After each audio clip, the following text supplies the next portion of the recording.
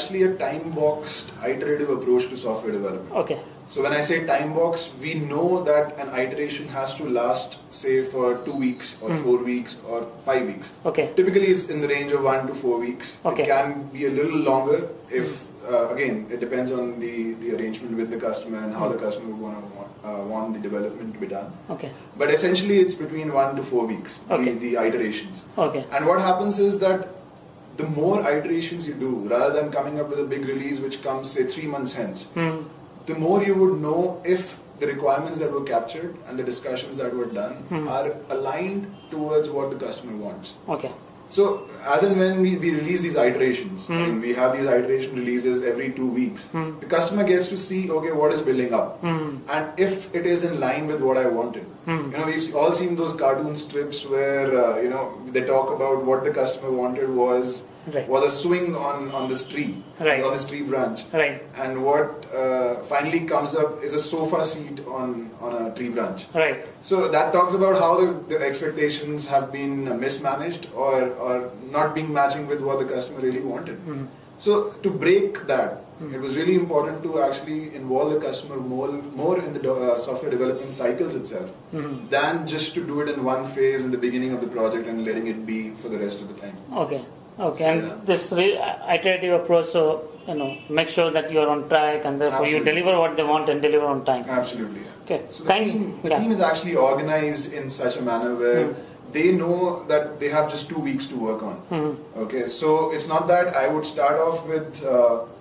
So when the iteration planning is happening, that is when the role of the manager, as we would call in a traditional methodology, or it kind of depends. The roles depend on what kind of methodology you're adopting in Agile in any of these organizations who have started doing it, majorly into their software development now. Right. You would see that we adopt Scrum methodologies in Dream Orbit. So in Scrum methodologies, you have a role of a product owner. Okay. So a product owner would ensure that this is what I would want at the end of this iteration, and so once he has decided that these are the tasks which are supposed to be done by the time the iteration is over, and so he knows what he can expect at the end, and he knows and the team knows what they have to deliver by the end of this iteration period, and at the same time the product owner would also define an acceptance criteria that I would not accept this specific feature till the time this acceptance criteria has been met with. Okay. So he defines what it is that actually is going to take for the product owner to accept that specific task or the feature to be completed. Okay.